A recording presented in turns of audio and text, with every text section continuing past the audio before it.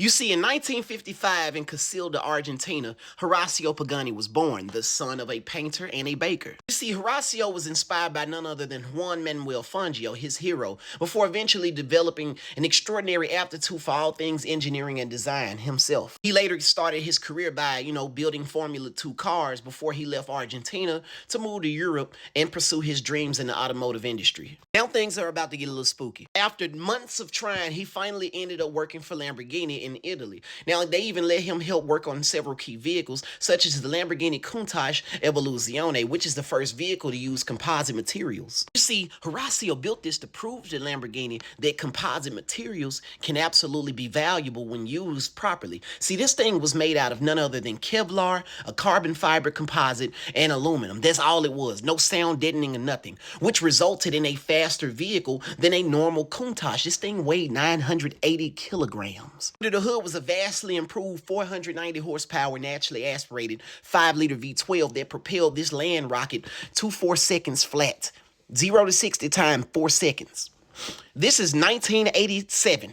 This is a time where it was stronger than a motherfucker and you could dance the entire night. With a top speed of 205 miles an hour. So after this, Horacio went up to Lamborghini and was like, you know what, listen, y'all like that, don't it? It was fast, wasn't it? Vastly improved 0 to 60 time.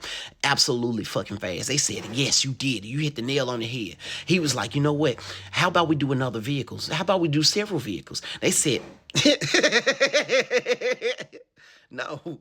So the whole thing was, even though this thing was amazing, it still wasn't enough to convince Lamborghini that composite materials were the future. And Pagani felt very limited. So he said, you know what?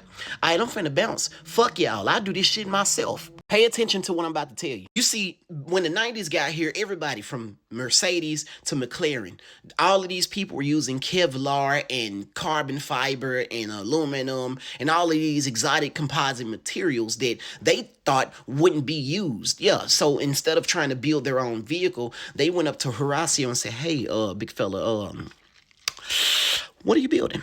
He said, oh, yeah, just building something for the 1999 Geneva Motor Show. He said, oh, that's cool, that's cool. Can we buy it? Fuck no. No. Let's pause for a second. Think about this.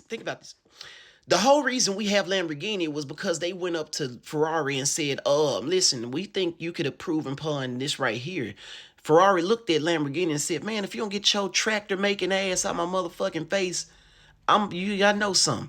Lamborghini said, oh, bitch, I got something for your ass. The whole reason we have Pagani was literally because they did the same thing that Ferrari did to them. They looked at Pagani and said, boy, if you don't get your bulletproof vest Kevlar cars driving ass out my fucking face, I know something.